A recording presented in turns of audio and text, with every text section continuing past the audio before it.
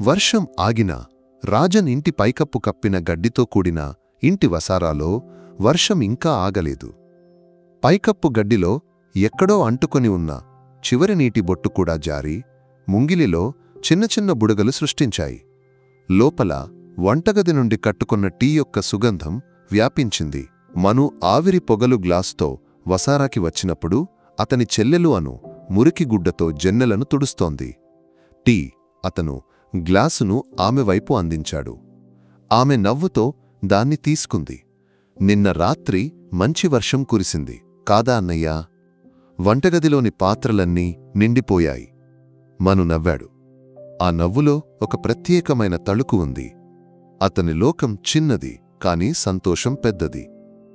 ఆ లోకంలో కేంద్రం ఈ ఇల్లు, ఇంట్లోని 4 సభ్యులు: తండ్రి రాజన్, తల్లి లీలా మరియు అతని చెల్లెలు అను. అతని అన్ని చిలిపిచేష్టలకు తోడుగా ఉండేది. అతను తన పాత స్మార్ట్ ఫోన్ను తీసుకున్నాడు. వణుకుతున్న చేతులతో అతను వీడియో రికార్డ్ చేయడం మొదలుపెట్టాడు. కెమెరా మొదట ఫోకస్ చేసింది నీటి బొట్లపై. ఇది మా వర్ష సంజయన్, అతను కెమెరాకు చూస్తూ చెప్పాడు.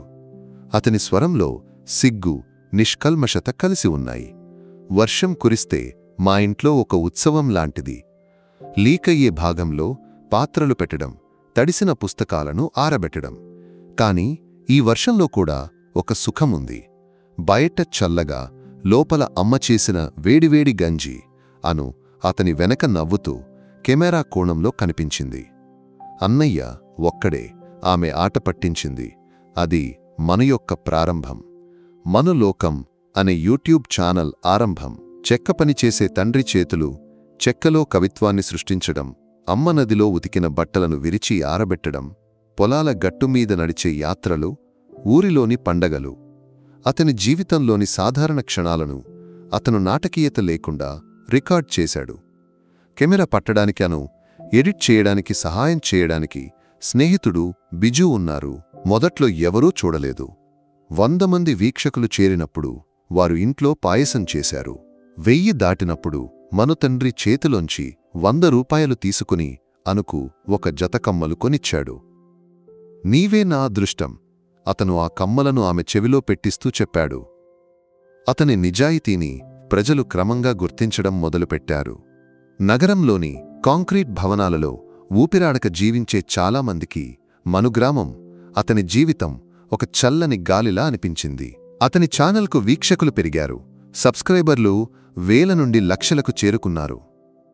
ఒకరోజు రాత్రి భోజనం చేస్తున్నప్పుడు మన ఫోన్కు ఒక మెయిల్ వచ్చింది. యూట్యూబ్ నుండి మొదటి ఆదాయం. ఆ సంఖ్యను చూసి అతని కళ్ళు విస్పారంగా తెరుచుకున్నాయి. అమ్మా, అతను సంతోషంతో అరిచాడు. మనకు డబ్బు వచ్చింది. అతను ఫోన్ను అమ్మ చేతికి ఇచ్చాడు. అక్షరాలు చదవడం రాని లీలా ఆ సంఖ్యలను విస్మయంతో చూసింది. రాజన్ ముఖంలో గర్వం నిండింది. నా కొడుకు, అతను మను భుజంపై తట్టాడు. ఆ డబ్బుతో మను మొదట చేసింది ఇంటి పైకప్పును బాగుచేయడం.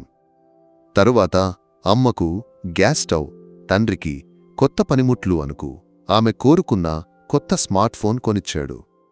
ఇక నీ వీడియోలను మంచి క్వాలిటీలో తీయవచ్చు కదా, ఆమె కొత్త ఫోన్ను గుండెకు హత్తుకుని చెప్పింది. డబ్బు వచ్చినా మను మారలేదు. అతను ఇంకా స్నేహితులతో పొలంలో క్రికెట్ ఆడాడు. తండ్రితో కలిసి పనికి వెళ్లాడు. ఊరి టీ షాప్లో రాజకీయాలు మాట్లాడాడు. అతని వీడియోలలో కృత్రిమత్వం కలపలేదు. అతని జీవితమే అతని కంటెంట్. మార్పు సోనా రాకతో మొదలైంది. ఆమె ఒక అభిమాని. అతని ప్రతి వీడియో కింద ఆమె అందమైన కామెంట్లు ఉండేవి. తరువాత ఆమె అతనికి ఇన్స్టాగ్రామ్లో మెసేజ్లు పంపడం మొదలుపెట్టింది. ఆమె ప్రొఫైల్ ఫోటోలోని ఆకర్షణీయమైన ముఖం, సంభాషణలోని పరిణతి మనను ఆకర్షించాయి. ఆమె సమీప టౌన్లో నివసించేది. ఒకరోజు వారు నేరుగా కలవాలని నిర్ణయించారు. అనుకు ఏదో తప్పు అనిపించింది. అన్నయ్య, జాగ్రత్త, వాళ్ళు మనలాంటి వాళ్ళు కాదు. అనుకుట్టి, భయపడకు, ఆమె మంచి అమ్మాయి. మను ఆమెను ఓదార్చాడు. మొదటి కలయికలోనే మను సోనాపై మునిగిపోయాడు. ఆమె అతని ప్రసిద్ధి గురించి లేదా డబ్బు గురించి మాట్లాడలేదు. బదులుగా అతని అమ్మ వండిన కూర రుచి, తండ్రి కష్టం గురించి మాట్లాడింది. మీ పాత ఇంటిని చూడడమే నాకు ఎంతో ఇష్టం. ఆ ఇంట్లో ఎంత శాంతి ఉందో ఆమె చెప్పింది. మను హృదయం నిండిపోయింది. తన జీవితాన్ని ఇంతగా అర్థం చేసుకునే వ్యక్తి. వారి సంభాషణలు క్రమంగా ప్రేమలోకి మారాయి. ఇంట్లో విషయం చెప్పినప్పుడు రాజన్ లీలకు పూర్తి సమ్మతి ఉంది. వివాహం ఒక ఉత్సవంలా జరిగింది. ఊరివాళ్లు, యూట్యూబ్ ద్వారా పరిచయమైన స్నేహితులు అందరూ పాల్గొన్నారు. మను పెళ్ళి అనే వీడియోకు లక్షల్లో వీక్షణలు వచ్చాయి. సోనా ఆ ఇంట్లో ఒక దేవదూతలా ప్రవేశించింది. ఆమె లీలకు వంటగదిలో సహాయం చేసింది. రాజన్కు టీ తీసుకెళ్లి ఇచ్చింది. అనుతో స్నేహంగా ఉంది. మను తాను ప్రపంచంలో అత్యంత అదృష్టవంతుడినని నమ్మాడు. కాని క్రమంగా ఆ ఇంట్లో నవ్వుల స్థాయి తగ్గసాగింది. మను, ఈ పాత ఇంట్లో వీడియోలు తీస్తే అందం ఉండదు. మనం ఒక మంచి ఇల్లు కట్టుకోవాలి. నీ స్థాయికి తగ్గట్టుగా ఒక రాత్రి సోనా ప్రేమగా చెప్పింది. ఇక్కడేం తప్పు సోనా, ఈ ఇల్లే కదా ప్రజలకు ఇష్టం. అది పాత కదా. ఇప్పుడు నీవు ఒక స్టార్ కాదా? నీ అభిమానులు నిన్ను మంచి స్థాయిలో చూడాలని కోరుకుంటారు కదా. ఆమె మాటల్లో కారణం ఉందని మనకు అనిపించింది. తర్వాతి వారం మీ స్వప్న భవనం అనే కొత్త వీడియో సిరీస్ అతను మొదలుపెట్టాడు. ఇల్లు కట్టడానికి బ్యాంకు నుండి పెద్ద రుణం తీసుకున్నాడు. కొత్త ఇంటి ప్లాన్, శంకుస్థాపన ప్రతి దశను అతను వీడియో చేశాడు. వీక్షకులకు ఉత్సాహంగా అనిపించింది. కొత్త ఇంటి పాలకాచ్చే రోజు ఆ పెద్ద కాంక్రీట్ భవనం వసారాలో నిలబడినప్పుడు రాజన్, లీల ముఖాల్లో ఒక రకమైన అసౌకర్యం కనిపించింది. అను గతంలోలా ఉత్సాహంగా తిరగలేదు. ఆమె గుండెలో ఎక్కడో ఒక చోట ఒత్తిగిల్లింది. ఆ రాత్రి కొత్త ఇంటి ఎయిర్ కండిషన్డ్ గదిలో పడుకున్నప్పుడు మను సోనాతో అడిగాడు, అందరూ సంతోషంగా ఉన్నారనిపిస్తోంది కాదా? సోనా అతని గుండెపై తల ఆనించి చెప్పింది, ఇక నీ జీవితం మొదలవుతుంది మను. ఇక మనం ఎన్నో ఎత్తులకు వెళ్తాం. ఆమె జన్నెల గుండా బయటకు చూసింది. దూరంగా వారి పాత గడ్డి ఇల్లు చీకటిలో మునిగి ఉంది. ఆ దృశ్యంలో ఆమె చుండలపై ఒక రహస్యమైన చిరి విరిసింది. మను దాన్ని చూడలేదు. అతను కొత్త కలల మత్తులో ఉన్నాడు. ఆ చిరి అతని పతనానికి ప్రారంభమని అతనికి తెలియదు. కొత్త ఇల్లు ఒక బంగారు బోనులా ఉంది. విశాలమైన గదులు, ఖరీదైన ఫర్నిచర్, మెరిసే నేల, ఎప్పుడూ చల్లగా ఉంచే ఎయిర్ కండీషనర్. కాని ఆ ఇంటికి ఆత్మ లేదు. పాత ఇంటి వసారాలో సాయంత్రాలలో కలిసి టీ తాగే ఆనవాయితీ ఆగిపోయింది. వంటగదిలో లీలకు సహాయంగా ఉండే అను కొత్త మాడ్యులర్ కిచెన్లో ఏం చెయ్యాలో తెలియక నిలబడింది. రాజన్ తన కొత్త గదిలో ఒదిగిపోయాడు. ఆ ఇల్లు వారిది కాదు. అది మనులోకం యూట్యూబ్ ఛానల్కు ఒక సెట్ మాత్రమే. మను వీడియోల స్వభావం కూడా మారింది. నది, పొలాలు అతని కెమెరా నుండి దూరమయ్యాయి. బదులుగా కొత్త ఇంటి ఇంటీరియర్, ఖరీదైన గాడ్జెట్ల అన్బాక్సింగ్, కొత్త కారు విశేషాలు అతని కంటెంట్గా మారాయి. మీ విజయం మాకు ప్రేరణ అని కొందరు కామెంట్ చేస్తే, పాత మనును మాకు ఇష్టం, మీరు బాగా మారిపోయారు అన్నయ్యా అని రాసేవారి సంఖ్య క్రమంగా పెరిగింది. వీక్షకుల సంఖ్య, ఆదాయంలో కూడా గణనీయమైన తగ్గుదల వచ్చింది. బ్యాంకు రుణం యొక్క భారీ మొత్తం ప్రతి నెలా ఖాతా నుండి పోతుండగా మను గుండెలో ఒక భారం నిండింది. మను, వీక్షణలు తగ్గుతున్నాయి. మనం ఏదైనా కొత్తగా చేయాలి. ఒకరోజు రాత్రి సోనా చెప్పింది. ఆమె ముఖంలో ఆందోళన ఉంది. నాకు తెలియదు సోనా, ప్రజలకు పాతవి ఇష్టమని అనిపిస్తోంది. అదంతా కేవలం నాస్టాల్జియా. ప్రజలకు కావాల్సింది డ్రామా, భావోద్వేగం. నీ ఇంటి వాళ్లతో ఏదైనా చేస్తే. ఆమె స్వరం సన్నగా అయింది. మను షాక్ అయ్యాడు. ఇంటి వాళ్లతో ఏం చెయ్యాలి? అదే, నీ చెల్లెలు అను ఉంది కదా. ఆమెకు నీపై చిన్నపాటి అసూయ ఉందని నాకు అనిపించింది. పాత రోజుల్లోలా నీవు ఆమెను పట్టించుకోవడం లేదని ఒక ఫిర్యాదు. దాన్ని కొంచెం హైలైట్ చేస్తే ఆమె ఆగిపోయింది. మను ముఖం కోపంతో ఎరుపెక్కింది. సోనా, నీవు ఏమిటిది మాట్లాడుతున్నావు? ఆమె నా చెల్లెలు. ఆమెకు నాపై అసూయ ఎప్పటికీ లేదు. ఓ, నీవు ఒక పాపం మను. నాకు కనిపించలేదా ఆమె చూపులు? నీవు నాకు చీర కొనిచ్చినప్పుడు ఆమె ముఖం వాడిపోయినది. మనం బయటకు వెళ్ళి వచ్చినప్పుడు ఆమె అమ్మతో ఏదో ఫిర్యాదు చేస్తున్నది. ఇదంతా కేవలం కంటెంట్ కోసం కదా మను, జీవితంలో కాదు. ఆమె మాటలు విషంలా మను చెవుల్లోకి చొచ్చుకుపోయాయి. అతను వ్యతిరేకించిన ఆ ఆలోచన అతని మనస్సులో ఒక విత్తనంలా పడింది. రోజులు గడిచాయి. ఆర్థిక ఒత్తిడి పెరిగింది. నిద్రలేని రాత్రులలో సోనా మాటలు అతని మనస్సులో మళ్లీ మళ్లీ మారుమోగాయి. ఒకరోజు అను కాలేజీకి వెళ్లడానికి సిద్ధమవుతుండగా మను ఆమెతో అడిగాడు, అను, నీకు నాపై ఏదైనా కోపముందా? ఆమె ఆశ్చర్యపోయింది. కోపమా? ఎందుకు? అదే, నేనిప్పుడు పాత రోజుల్లోలా నిన్ను పట్టించుకోవడం లేదు అని. ఆమె నవ్వింది. అయ్యో, నా అన్నయ్యకు పిచ్చెక్కిందా? నీకు బిజీగా ఉందని నాకు తెలియదా? ఇంకా ఈ పెద్ద ఇంట్లో నాకు ఊపిరాడనట్టు ఉంది. అందుకే నేను ఎక్కువ మాట్లాడటం లేదు. అంతే తప్ప నాకు ఏ కోపం లేదు. ఆమె నిష్కల్మషంగా చెప్పిన ఆ సమాధానం విని మనకు ఊరట కలిగింది. కాని ఆ రాత్రి అతను ఈ విషయం సోనాతో చెప్పినప్పుడు ఆమె నవ్వింది. ఆమె నీ ముఖం చూసి అబద్ధం చెప్తోంది మను. ఈ పెద్ద ఇంట్లో ఊపిరాడటం లేదు అని చెప్పడం దేనికి? నీవు ఈ స్థాయికి చేరడం ఆమెకు ఇష్టం లేదని అర్థం. ఆమెకు అసూయ. సోనా యొక్క నిరంతర ప్రేరణ, తగ్గుతున్న బ్యాంక్ బ్యాలెన్స్ మనును ఆ నిర్ణయానికి చేర్చాయి. అతను అను యొక్క పాత సంభాషణలను గుర్తు చేసుకున్నాడు. ఆమె నిష్కల్మషంగా చెప్పిన ప్రతి మాటను అతను వక్రీకరించడానికి నిర్ణయించాడు. ఒక శుక్రవారం రోజు ఇంట్లో ఎవరూ లేనప్పుడు అతను కెమెరాను ఆన్ చేశాడు. అతని చేతులు వణుకుతున్నాయి. గుండెలో ఒక రాయి పెట్టిన భారం. అతను ఒక లోతైన శ్వాస తీసుకుని మాట్లాడడం మొదలుపెట్టాడు. హాయ్ ఫ్రెండ్స్, నేను ఈరోజు మీతో చాలా వ్యక్తిగతమైన విషయం గురించి మాట్లాడాలనుకుంటున్నాను. అతని స్వరం తడబడింది. అది నటన కాదు, అతని లోపలి నుండి వచ్చిన అపరాధ భావన యొక్క స్వరం. కాని దాన్ని చూసేవారికి అది అతని బాధగా అనిపిస్తుంది. నా వృద్ధిలో అందరూ సంతోషిస్తుండగా ఒక్కరు మాత్రం, నా సొంత చెల్లెలు, ఆమెకు మాత్రం నాపై అసూయ ఉందని నేను గుర్తించాను. డబ్బు వచ్చినప్పుడు నేను మారిపోయానని ఆమె అందరితో చెప్తోంది. నేను ఆమెను పాత రోజుల్లోలా ప్రేమించలేకపోతున్నానని ఫిర్యాదు చేస్తోంది. ప్రతి మాట చెప్పినప్పుడు అతని హృదయం నలిగిపోతున్నట్లు అనిపించింది. అతను కెమెరా ముందు ఏడ్చాడు. ఆ కన్నీటిలో సత్యం యొక్క ఒక్క చుక్క కూడా లేదు. కాని అది లక్షల మంది హృదయాలను తాకడానికి సమర్థమైనది. వీడియో ఎడిట్ చేస్తున్నప్పుడు అతను అను యొక్క పాత వీడియోలలో నవ్వుతున్న ముఖాలను జోడించాడు. నేపథ్యంలో విషాదమైన సంగీతం. నా వృద్ధిలో అసూయ ఉన్న ఒక్కరు అనే శీర్షికతో అతను ఆ వీడియోను అప్లోడ్ బటన్ నొక్కాడు.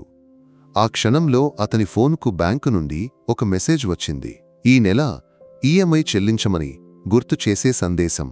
మను ఆ మెసేజ్ను చూశాడు. తర్వాత స్క్రీన్లో అప్లోడ్ అవుతున్న వీడియోను చూశాడు. అతను కళ్ళు గట్టిగా మూసుకున్నాడు. అతని లోకం శాశ్వతంగా మారబోతోంది. ఆ వీడియో ఒక కాట్టుతీలా వ్యాపించింది.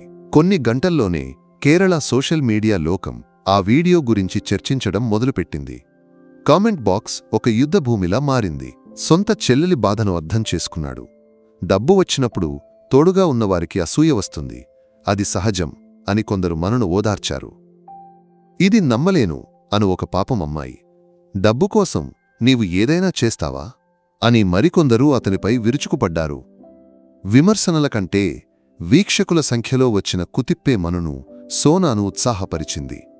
ప్రతిసారి పేజీ రిఫ్రెష్ చేసినప్పుడు వేలల్లో కొత్త వీక్షకులు. ఆదాయ గ్రాఫ్ గణనీయంగా పైకి ఎగసింది. చూశావా మను, నేను చెప్పలేదా? ప్రజలకు కావాల్సింది ఇదే, డ్రామా. సోనా అతని భుజంపై చేయి వేసి ఉత్సాహంగా చెప్పింది. మను లోపల అపరాధ భావన, ఉత్సాహం ఒకేసారి తాకిడి చేశాయి. అతను చేసింది తప్పని మనస్సు ఒక మూల నుండి ఎవరో అరుస్తున్నారు. కాని బ్యాంక్ ఖాతాలోకి వచ్చే డబ్బు ఆ శబ్దాన్ని మాయం చేసింది. అదే సమయంలో కాలేజీ లైబ్రరీలో స్నేహితురాళ్లతో నవ్వుతూ నోట్స్ తయారు చేస్తున్నాను. ఆమె లోకంలో ఇంకా రంగులు ఉన్నాయి. ఆమె అన్నయ్య ఆమెకు వ్యతిరేకంగా ఒడ్డిన ఉచ్చు గురించి ఆమెకు తెలియదు. అను స్నేహితురాలు రేష్మ స్వరం ఆమెను ఆలోచనల నుండి మేల్కొల్పింది. రేష్మ ముఖం విలవిలలాడింది. ఆమె తన ఫోన్ను అనుకు నీటించింది. అను సందేహంతో ఫోన్లోకి చూసింది. యూట్యూబ్ పేజీలో ఆమె అన్నయ్య ఏడుస్తున్న ముఖమున్న ఒక థంబ్నెయిల్. దాని పక్కన ఆమె నవ్వుతున్న ఒక పాత ఫోటో. దానిపైన పెద్ద అక్షరాల్లో ఒక శీర్షిక, నా వృద్ధిలో అసూయ ఉన్న ఒక్కరు. అను శ్వాస ఒక క్షణం ఆగిపోయింది. వణుకుతున్న వేళ్లతో ఆమె ఆ వీడియోను తాకింది. మను యొక్క తడబడిన స్వరం లైబ్రరీ నిశ్శబ్దంలో మారుమోగింది. అతను చెప్పే ప్రతి మాట ఒక పదునైన గాజుముక్కలా ఆమె హృదయంలో తగిలింది.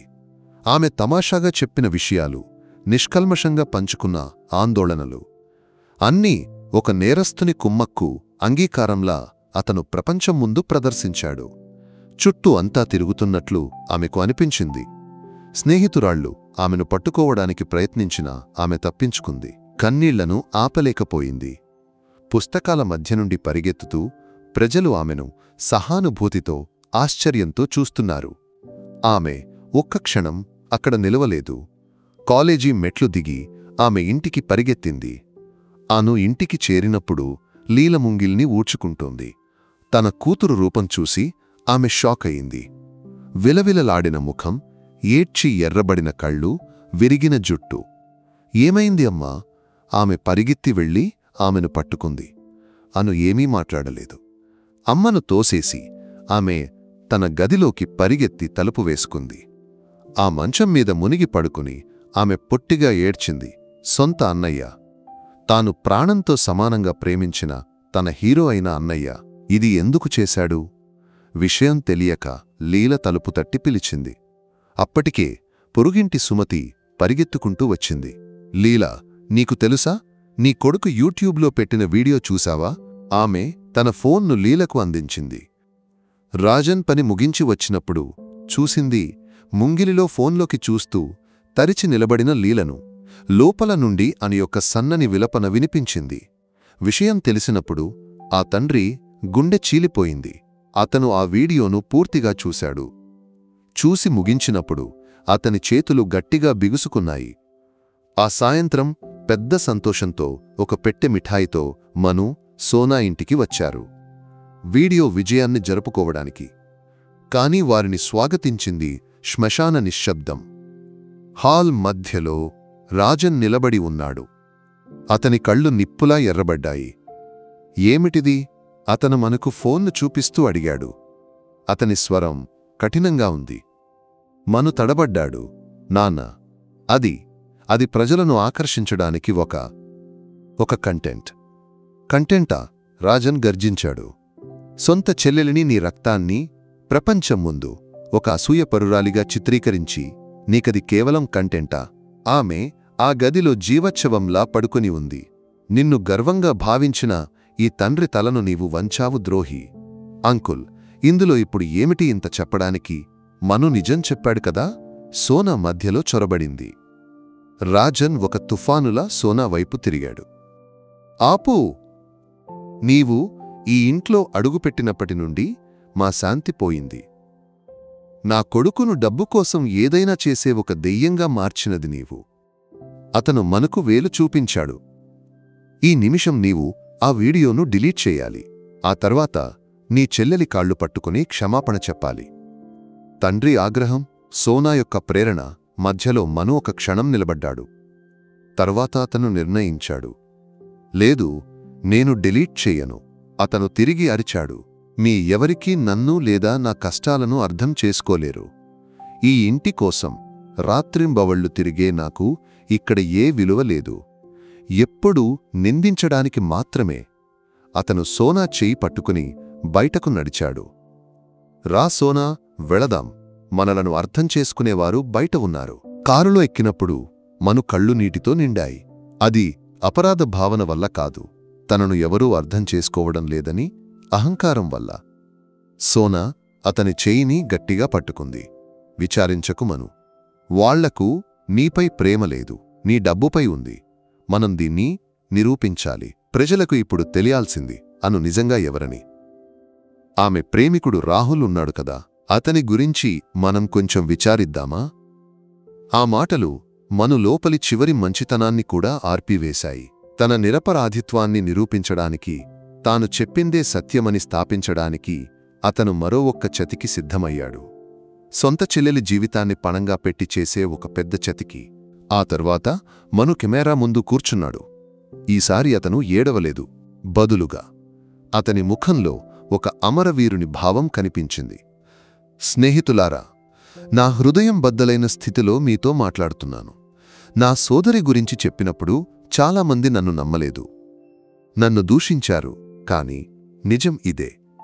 అతను రికార్డ్ చేసిన దృశ్యాలు స్క్రీన్పై కనిపించాయి. ఇతనే ఆ యువకుడు. ఇతని ఉచ్చులోనే నా చెల్లెలు చిక్కుకుపోయింది. చదువుకోవడానికి పంపినప్పుడు ఆమె మమ్మల్ని మోసం చేసింది. నేను దీన్ని ప్రశ్నించినందుకే నా కుటుంబం నన్ను ఇంటి నుండి గెంటేసింది. నా చెల్లెలు తప్పుదారిలో వెళ్ళిపోయింది. ఆమెను రక్షించడానికి అందరూ నా కోసం ప్రార్థించాలి. అతని గొంతు వణికింది. అతను చేతులు జోడించాడు. నా చెల్లెలు తప్పుదారిలో వెళ్ళిపోయింది, అందరూ ప్రార్థించాలి అనే శీర్షికతో ఆ వీడియో యూట్యూబ్లో అప్లోడ్ అయింది. మొదటి వీడియో కంటే వేగంగా అది వైరల్ అయింది. ఈసారి మనుకు అనుకూలంగా సానుభూతి యొక్క ఒక పెద్ద అల ఉరకలెత్తింది. దేవుడా, సొంత కూతురు గురించి తెలియకుండా ఆ తల్లిదండ్రులు అతన్ని ఇంటి నుండి గెంటేశారు. మను, నీవు నీరసించకు, మేము నీతో ఉన్నాము, ఆ అబ్బాయిని వదిలేయకూడదు వంటి కామెంట్లు అడవిలో అగ్గిలాగా వ్యాపించాయి. మను, సోనలు విజయోత్సాహంతో ఒకరినొకరు చూసి నవ్వుకున్నారు. తాము యుద్ధం గెలిచామని వారు నమ్మారు. కానీ నిజమైన తుఫాను రాబోతోంది. ఆ వీడియో రాహుల్ జీవితాలలో సృష్టించబోయే విపత్తును వారు ఊహించలేదు. వారికి కావలసింది వీక్షకులు, డబ్బు మాత్రమే. దానికోసం ఎంత దూరం వెళ్లడానికైనా వారు సిద్ధంగా ఉన్నారు. రాహుల్ ఆ వీడియోను చూసింది అతని సహోద్యోగి చూపించినప్పుడు, రేయ్, ఇది చూడు, నీ ఫోటోలు వాడి ఏదో ఒక యూట్యూబర్ ఏవో మాట్లాడుతున్నాడు అని నవ్వుతూ చెప్పినప్పుడు రాహుల్ కూడా నవ్వుతూ ఫోన్ తీసుకున్నాడు. కాని స్క్రీన్పై దృశ్యాలు చూసినప్పుడు అతని నవ్వు మాయమైంది. తన చిత్రం, ఏడుస్తున్న ముఖం, మను యొక్క విషపూరితమైన మాటలు. ఒక క్షణం అతని ప్రపంచం స్తబ్దమైంది. ఇతనే ఆ యువకుడు. ఇతని ఉచ్చులోనే నా చెల్లెలు చిక్కుకుపోయింది. ప్రతి మాట ఒక సుత్తితో తలపై కొట్టినట్లు అతనికి అనిపించింది. తాను ప్రేమించే అమ్మాయిని తనను ప్రపంచం ముందు అవమానించి ఒక కథను అల్లి డబ్బు సంపాదిస్తున్నవాడు ఆమె సోదరుడని తెలిసినప్పుడు అతని రక్తం మరిగింది. అతను ఆఫీసు నుండి ఏమి చెప్పి బయటకు వచ్చాడో, బైక్ ఎలా స్టార్ట్ చేశాడో అతనికి గుర్తులేదు. కాని ఇంటికి చేరినప్పుడు అతన్ని ఎదురుచూస్తున్నది ఇంకా పెద్ద విపత్తు. అతని తండ్రి, కఠినమైన విశ్వనాథ్, కుర్చీలో కూర్చుని ఉన్నాడు. ముఖం గట్టిగా ఉంది. అమ్మ వంటగది నుండి భయంతో తొంగి చూస్తోంది. సమాజంలో తిరగలేని స్థితికి తెచ్చావు కదరా, విశ్వనాథ్ అరిచాడు.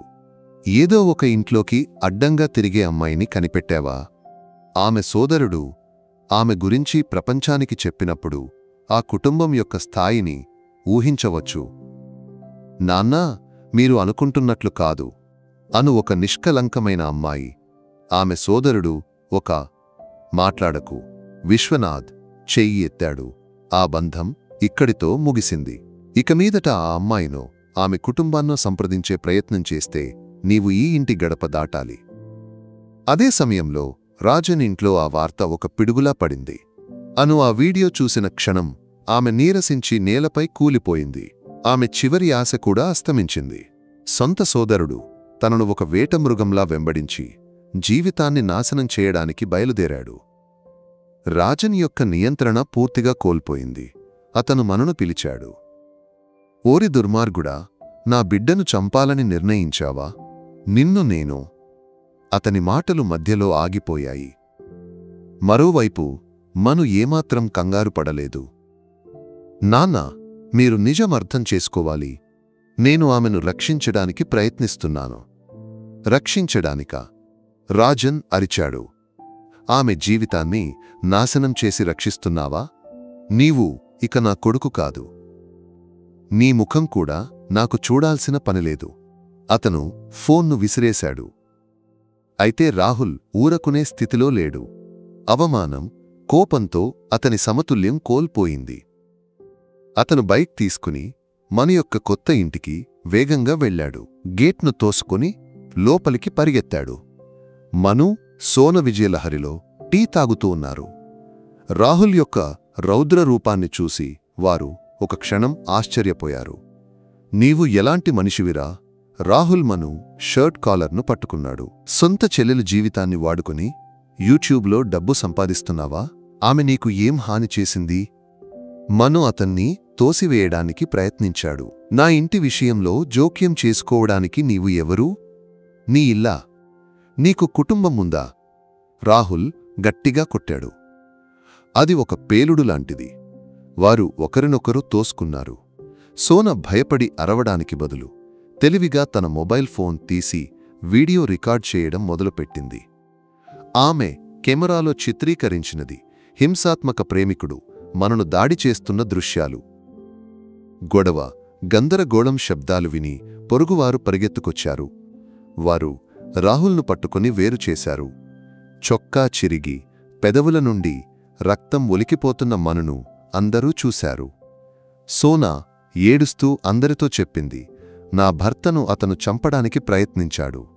చెల్లెలిని రక్షించడానికి ప్రయత్నించినందుకు అతను మమ్మల్ని దాడి చేయడానికి వచ్చాడు. రాహుల్ పట్టుకున్న వారి చేతుల్లో ఉండి అరిచాడు, వీళ్ళు అబద్ధం చెప్తున్నారు, ఇతనే రాక్షసుడు. కాని ఎవరూ దాన్ని నమ్మలేదు.